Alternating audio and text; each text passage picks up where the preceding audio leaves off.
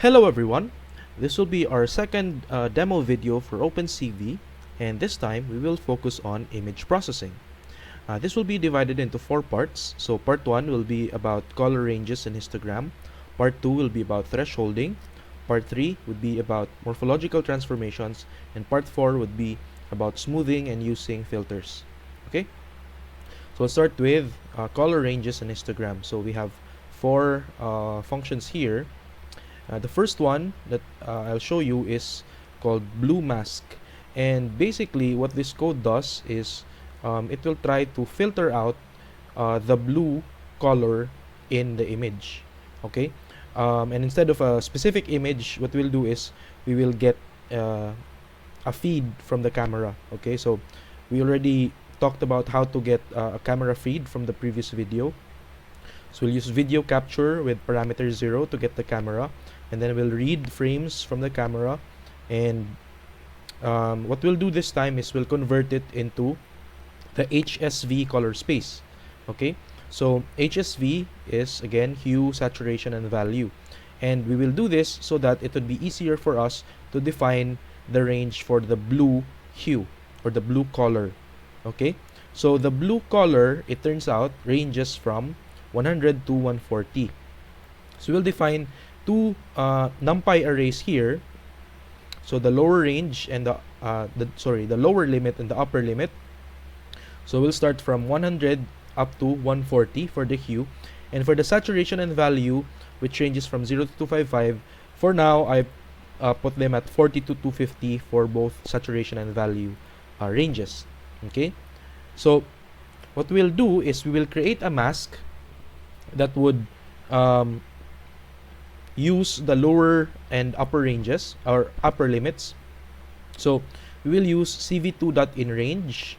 So we'll pass in the image in HSV for color space, and we will pass in the lower and upper limits. And what this does is basically you're telling OpenCV, give me an image or a black and white image or a mask such that only those that are within this range for the image would be displayed as white. Okay, that would be our mask, and then after that we will apply this mask to the image, to the original image itself, and show only the parts that are in blue. Okay, so I'll convert the mask back to BGR so that I could display them together with the other 3, because frame and result are all 3 channel images, right? So they are colored, and then mask is a 1 channel image because this is a black and white. So I'll convert it back from grayscale to BGR so that I could stack these 3 images together so that they would have the same shape. Okay, and that will form the output. So I'll show them side by side, the 3 together, and I'll also resize the output because if I don't, it will not fit in my screen, right? And then of course I'll show the output, and then do the usual wait key, and if I hit on Q, it would exit.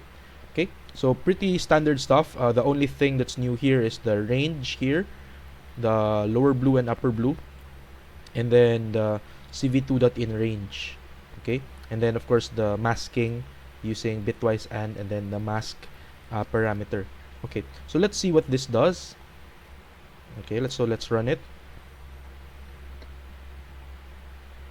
Okay, so right now, weirdly enough, it kind of detects my hair as in the blue range. I don't have blue hair, but it's black, but somehow it's detecting it in the mask. So this one is the mask here in the second frame, and then the masked image is the third frame. So if I get a blue object like this one, for example, okay, you'll see that this one is the mask, the second one, and the third one would contain the masked image. Okay, so yeah, blue. And since this is called the blue mask, I will literally wear a blue mask, which I think muffles my audio a little bit, hopefully not. But yeah, you can see the blue mask is also seen there, but you'll see my hair is still being detected as blue. I don't know why. So let's take off this mask. And let's wear another blue mask. This one is the more common one. So this is also a blue mask, and it's also being detected. Okay. Now, if I want to remove my hair as part of blue, maybe I could adjust this range. So let's see. Maybe I could make this higher so that uh, the lower limit to be higher, so that only like bright blue colors would be detected. So maybe if I adjusted this to about 60, let's see. Okay, so with 60 to 250, okay, now it's less hair parts are being detected. But if we bring this back, okay, it's also still being detected. That's good. But my dark blue mask would not be as visible. Like, you'll see that there are some black parts here, and that is because we lowered we made the lower limit higher, so the dark parts of this blue mask can't be detected as much, right? So there are now some black parts in the mask. Okay, but if we bring this back to maybe 50, then I guess this mask will let's see. Yeah, so now it's kind of okay. Yeah, this one here, okay, and my hair is still being detected, so not sure. Maybe it appears as bluish in the camera. So yeah, so that is for blue mask. Now you can also do this for other colors like red, and let's see an example of that. So the red hue, on the other hand, ranges from 160 to 180. So that is the starting range here, 160 to 180. And then for the saturation and value, I started this with 100 to 250, so that only the bright red or like, yeah, the brighter red colors will be detected, not the lower red. Okay, and then the mask will now use the lower red and upper red ranges, not the blue. Okay, so let's see that. Okay, so now nothing is detected. Let's get a red object. Okay, so yeah, it detects this red object. I'm not modeling for some product, but this is the only red object that I can find near me. So yeah, now you'll also notice that my lips are being detected here, right? Now what would have happened if we lowered this to around 50? If we lowered this, okay, what will happen? Now it also detects a lot of my skin and a lot of the brown part of the cabinet behind me. So that's why I initially started it at 100, so that only the brighter red ones can be detected. So even part of my hand or my skin is being detected here as part of the red range, right? So red is near brown, so that's why I made this 100, so that it's safer to only get red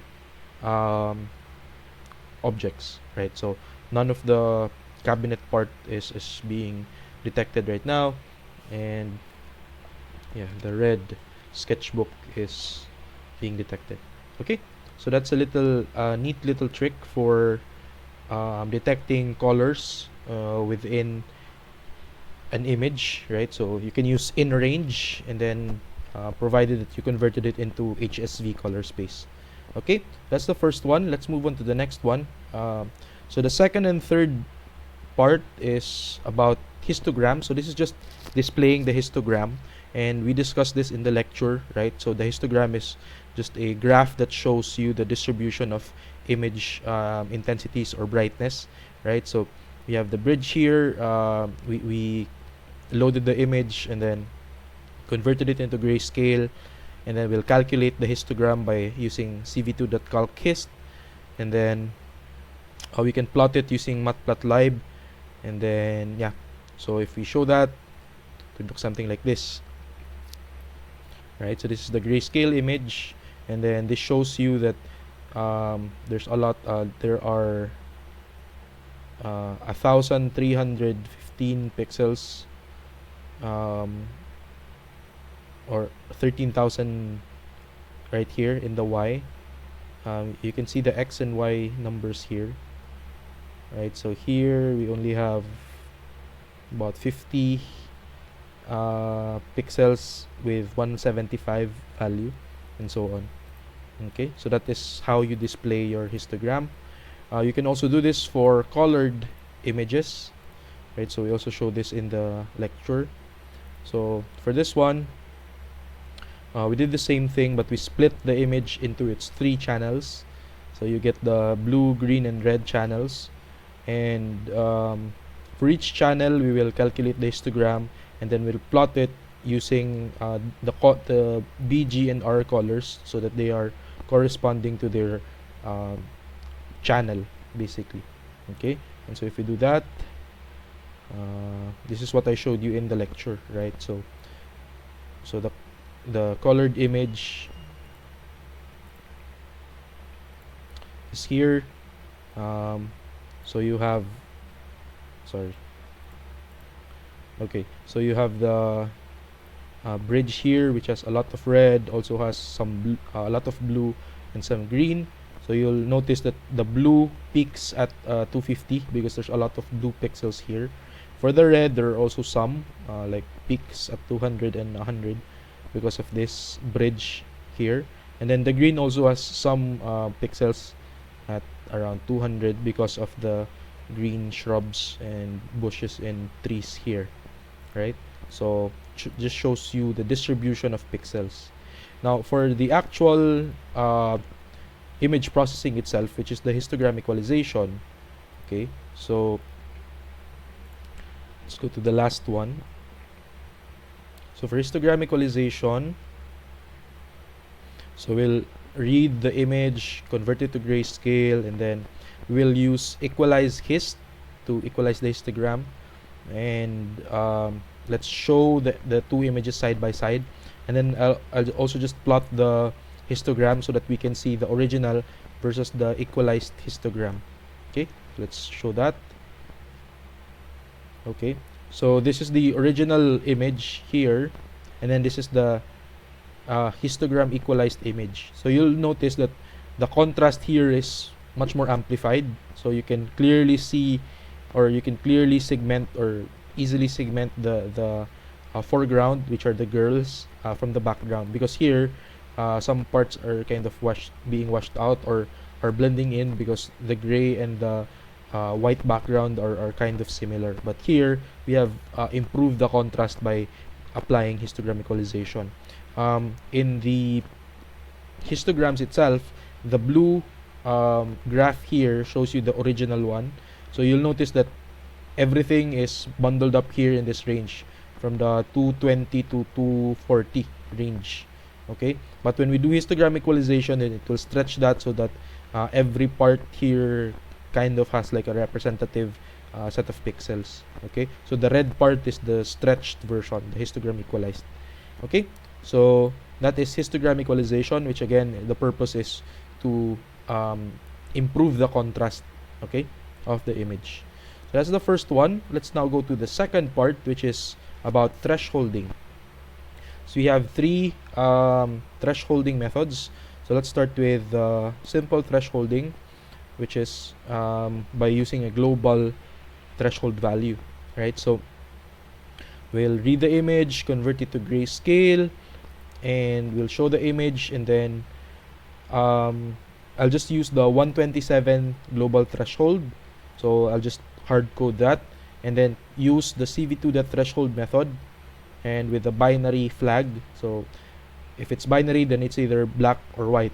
Okay, if it's less than 127, it becomes 0. If it's greater than or equal to 127, it becomes white. Okay, so yeah, I'll also show that one. And if we run this,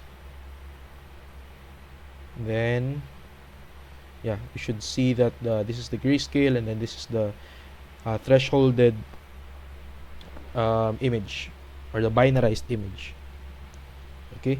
However, of course, this is not the perfect, like, segmentation, right? Because you'll notice here there are supposed to be some black parts here also, but there's some noise that's being um, detected. But before we try to fix that, um, we can also see the unique values of the original image, okay, and the thresholded image. So if we run that, okay, so I'll just exit this too. This is what I wanted to show you. So for the original image, right, unique values, it ranges from 0 to 255. So there's a lot of unique values there. But in the thresholded image, there's only 0 and 255. So meaning it's really just black and white. Okay, now let's go back to improving the thresholding of this one. So maybe we could blur the image using Gaussian blur first, so that we could remove some of the noise. Let's see how that improves. Okay, so a bit of improvement, because a lot of the cape here is already pure black, right? And even here it's also pure black. But what if we went ahead and even equalized the histogram to improve the contrast? And so if we did improve the contrast by using equalized histogram, this is the result. So this is the blurred plus blurred and histogram equalized image. This is the image that we processed, and then after we apply the binary threshold, then it will get you this one, which is I guess what you need if you want to segment out the Batman, right? So if you wanted the mask of the Batman, then it would be this one. Okay, so that is binary threshold. Again, this is just simply using your global threshold value. Okay, now however, if we use this on an image like that Sudoku image, which has some varying lighting conditions on different regions, then this would be the result. Okay, so it kind of looks bad, right? Because in the Sudoku image, we have like light imaging in these parts, the upper right part, but on the lower left, it's kind of dark. So if we use the same value, the same threshold for the whole image, then it would have a bad result, because this part here, the lower left, should have like a lower threshold than this part here, which is lighter. Okay, and with that, this is where we will use our adaptive threshold. Okay, so for adaptive threshold, we could so we'll read the Sudoku image, convert it to grayscale, and then we'll use two adaptive thresholding methods, using mean and using Gaussian, so that we could kind of compare the two. Okay, so use the adaptive threshold method, and then apply this flag, adaptive thresh mean or adaptive thresh Gaussian. Okay, and then we will also call the flag thresh binary inverse, so that it becomes white and black. Or I'll show you why we use inverse here and not just thresh binary. Okay, so let's run this first. Okay, so we used inverse because if we did not, then this would have been the numbers would have been black, and then the background would have been white. But what we are interested in are the numbers, right? So that's why we used inverse. And so for Gaussian, for adaptive mean, we have like a clean thresholding of the picture, although we have some noise, which we could take care of in with later processes. And for adaptive Gaussian, it also clearly segments or clearly thresholds the numbers, which is the important part, right? And again, it also has some salt and pepper noise right here, but we could clean this up with the other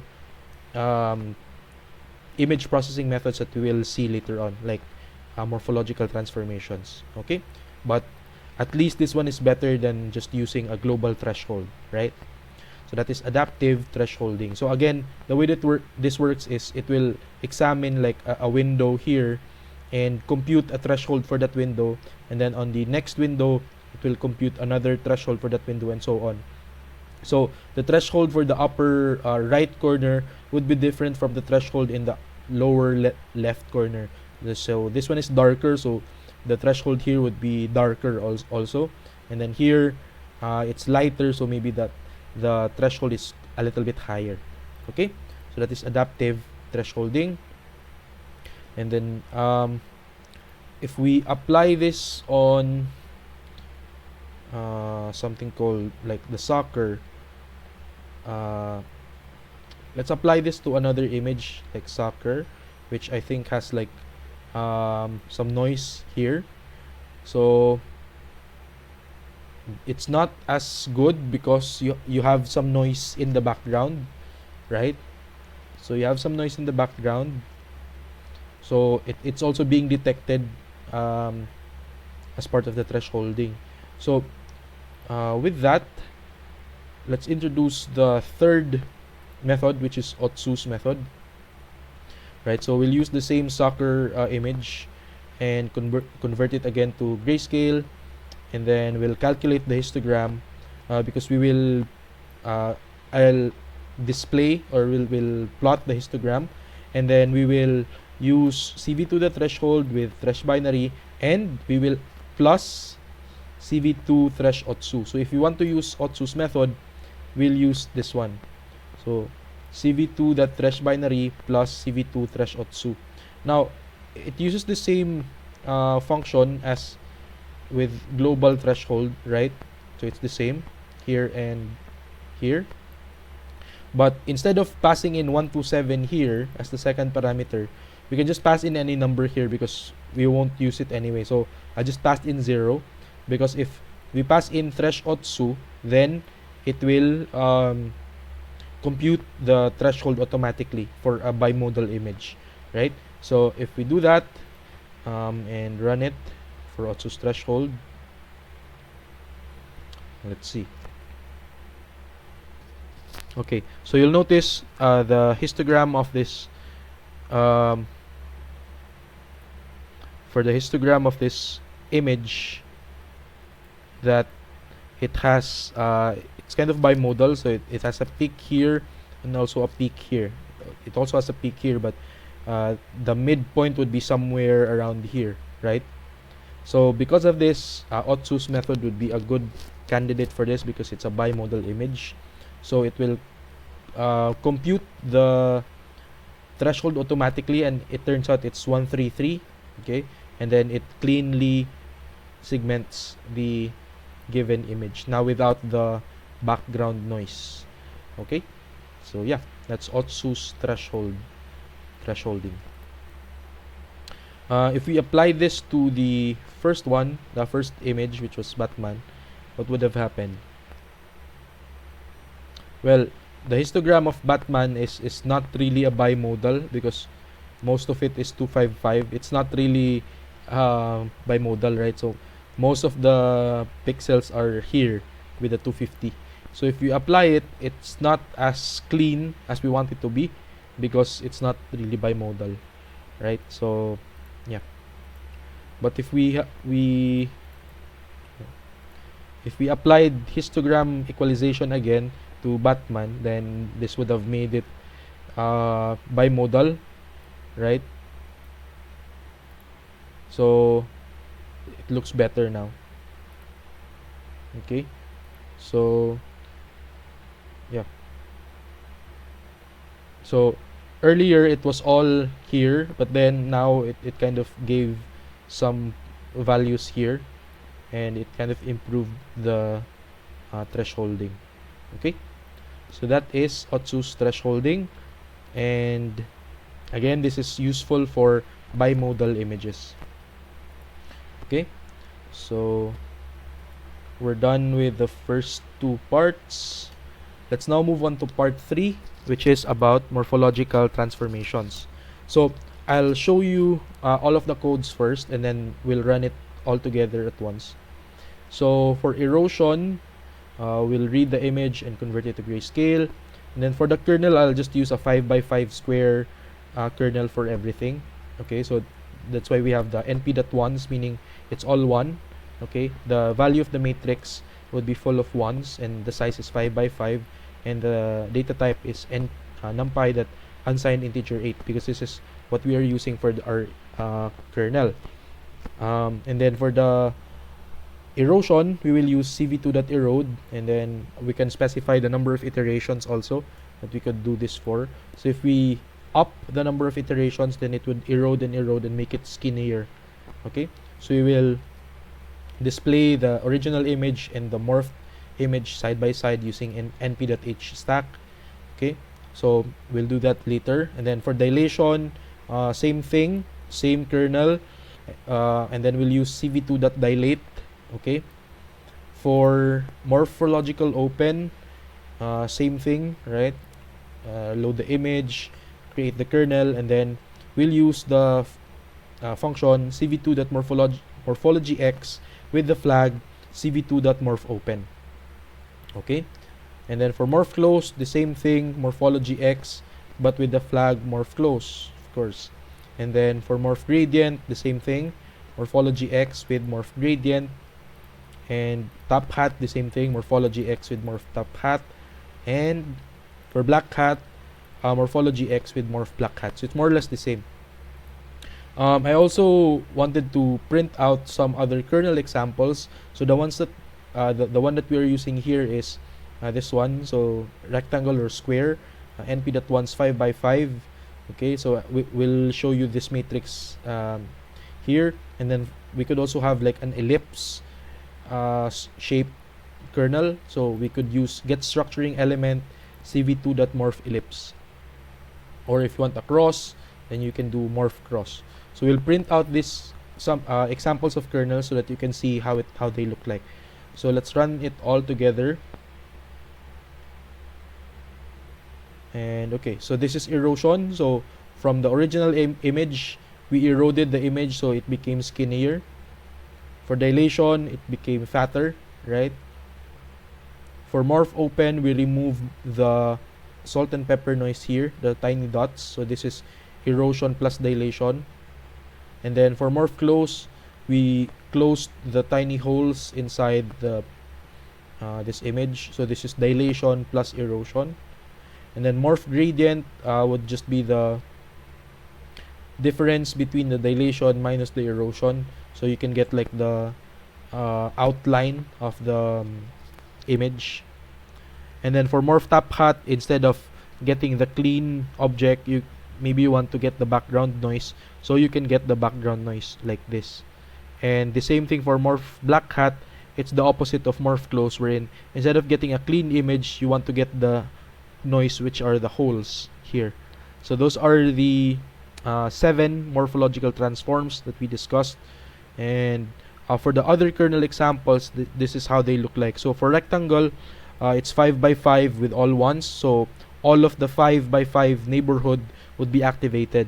So if this is the center, 2 pixels up, 2 pixels down, 2 pixels to the left, and 2 pixels to the right, all of those would be covered. Okay, now for the ellipse, it looks like this. So you have like an ellipse here because these corners here are in 0. So hopefully you can see the ellipse shape right there. And then for the cross, of course, you have the cross here. So there, and the vertical one. Okay, so there are lots of other kernel examples, not just this, but this is what I wanted to show you. Okay, so those are morphological transformations. And finally, let's go to the last part, which would be about filtering, or the smoothing and blurring. So we have here the 4 low-pass filters: mean, Gaussian, median, and bilateral. And then we also have 2 examples of high-pass filters, which are about detecting edges, so Laplacian and Sobel. So let's take a look at the mean filter first. Okay, So I'll read the image, which is the Lena image, which is quite common, quite commonly used as the example for the demo image, right? And then I will compare the CV2.blur with a 5x5 kernel or 5x5 window, 11x11, and a 21x21. So it kind of gets bigger and bigger, the kernel size. Okay, so I'll stack them together so that I could display them side by side, and of course I will need to resize it so that it fits my screen. So let's see that. So yeah, so this is the original one, the first panel. The second one is what's it again, 5x5, right? Okay, 5x5, so it's not as blurred, and then when you go to 11x11, it's kind of blurred now, and then when you go to 21x21, then it's really blurred and you lose a lot of details. Okay, so yeah, that's the mean filter or the average filter, and you just use the CV2.blur method for that one. Okay, now if you use it for like noise, a noisy image, right? So you kind of still blur everything together, so it kind of looks the same. Okay, so yeah, that's the mean filter. And then for the Gaussian filter naman, we'll do the same thing. So we'll load the image, and then we will np.hstack so that we could display them side by side. So we'll use cv2.gaussianblur, so with the size 5x5, 11x11, and 21x21 for the kernel. And for the sigma, I'll just use 20, the biggest one possible for this one. Actually, it's 21, but yeah, I'll just use 20 for the sigma so that you can see the actual effect of the blur. So yeah, oh no, this is still the mean filter. Gaussian filter, let's do that. So yeah, also kind of blurs it the same way, right? So as you have a bigger kernel size, so from 5x5 to 11x11 to 21x21, you kind of see that it gets blurrier. Now for this one, we use the sigma equals to 20, right? But if we had this as a lower number, like let's say just 5, then you kind of don't see the effect of the blur as much, right? So earlier, when you had 21x21, it's very blurred, but here it's not as blurred, right? So even here for the 5x5 with the 5 sigma, it kind of looks similar to the original one. So you can't see the blur effect as much. But if we make this bigger, so the standard deviation, so it becomes really blurred. Okay, so depending on what you want, you can adjust the parameters depending on how you see it fit. Okay, so that's the Gaussian filter, and again, this one is the more natural filter for removing noise. So this one is the more popular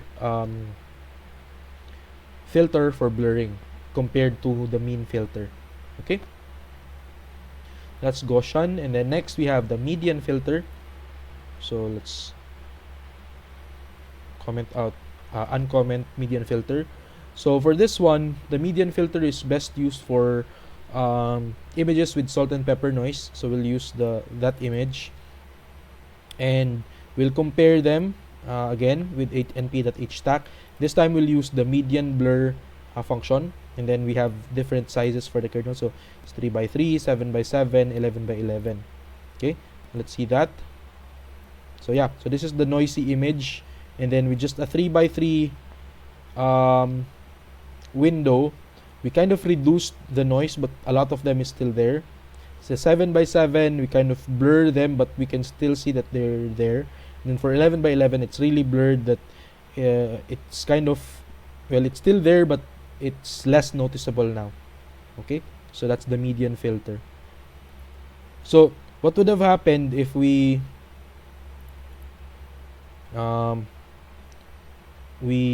used median or the mean filter and the Gaussian filter for this noisy image? So let's try to compare. So this is the mean filter. Okay, so just blurred it. The Gaussian filter also blurred it, and the median filter is here. So for the median filter, you'll notice it's not as blurry as the other two, right? But it kind of removed the noise, right? So yeah. So let's try to comment this out again. Back to Lena. And yeah, so that's the median filter. So again, this is best used for ones with salt and pepper noise. Now, what if we use this on Lena? What would have happened? So yeah.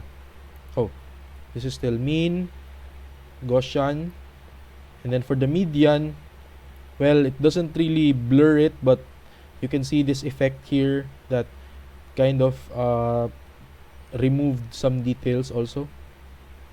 So yeah, it became more matte, I guess. So yeah, that's median filter.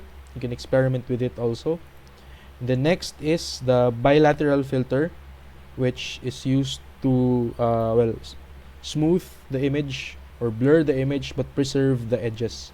So I'll use a different image so that you can see the difference, right? And then we'll use bilateral filter with the kernel size, the sigma, color, and sigma space. So those are some of the parameters. So let's see. Okay, so this is the original image, right? So you'll notice in the water there are some black white spots, but in the filtered version there are like few na lang, 1, 2, 3 white spots, but the rest are removed. And then same thing for the mountain. You can see the texture in the original image, right? So the rocky texture, but here it became smooth. Okay, so yeah, that's bilateral filter. And you can still see the sharp edges for the outline of the mountain and the other objects, right? So you smooth it, but the edges remain the same, because if you just used a normal blur for this one, like the mean filter maybe, or the Gaussian filter. So let's see them with the scene, mean and Gaussian. If we do that, then yeah, they become really blurred, right? But the edges of the mountains and the other terrain are also blurred. But here, you blur the parts, but the edges remain the same for bilateral filter. So I guess that shows you the main purpose of the Gaussian, or not the Gaussian, but the bilateral filter. Okay. Let's see one more example of the bilateral filter, this time with the zebra. So yeah, here you'll notice that here in the mouth of the zebra, you lose the details here, it becomes smooth, right? And also in the, I guess this is the nose, so there are some spots here, white spots, and then those were smooth here. And then even here in the the neck area, there are some white spots, but here it's kind of smooth, right? So you smooth the image, but you still retain the line. So you'll notice the stripes of the zebra are not blurred at all. Okay, that's bilateral filter. Okay, next let's see the two high-pass filters we have, Laplacian and Sobel.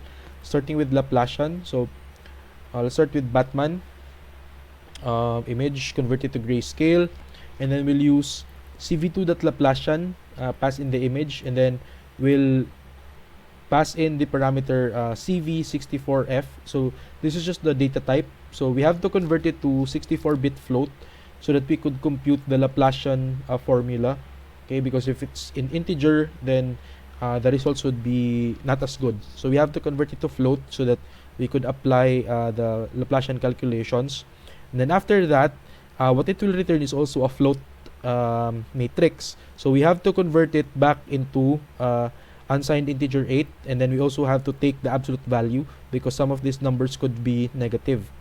Okay, so np.absolute and then np u int 8, so unsigned integer with 8 bits. So we'll convert it back to an image that is displayable by the OpenCV. So we'll display them side by side, and if we do that, this would be the results. So you can now see the edges, right? So for the Batman image, if we try another image like the zebra, you can also do that. So yeah, it's not as clear, it's only faint, but yeah, you can see the edges for the zebra here. Now for the noisy image that we had earlier, then you would have a lot of edges because of course each dot is like considered an edge. So yeah, that's really bad. So that's Laplacian. Next is the Sobel filter, and this is actually the last one. So for the Sobel filter, same thing, we'll load the Batman image, convert it to grayscale, and then the thing with Sobel is you can compute the x-axis edges, or so you can do it along the horizontal lines or vertical lines. So you have Sobel x and Sobel y, which we'll do for we'll call the Sobel function, and then still pass the parameter CV64F to convert it to float. And then 1 0 means that we will do this on the x-axis, and then y-axis for the 0 1. Okay, and then of course we have to convert them back to unsigned integer 8, and then take the absolute value, just like what we did with the Laplacian filter. And then we can combine the two using bitwise OR, so that the horizontal edges and the vertical edges would be combined into one image. So we'll use bitwise OR for that one, and then I'll show you the individual, the Sobel X and Sobel Y, and then I'll also show you the image side by side with the filtered image. Okay, so let me show you that one. So for Sobel X and Sobel Y, so this is the X along the x-axis. So this is all horizontal so applying it horizontally, we'll get the vertical lines, so those standing lines. Okay, because we're applying the filter from horizontally, so from left to right. Okay, so it will discover the edges that are standing up. Now if you apply the filter from top to bottom, or up to down, top to bottom, then you will uncover the horizontal line. So from top to bottom, this will be uncovered. So you'll notice these are more or less like horizontal lines here, while here we have vertical lines, right?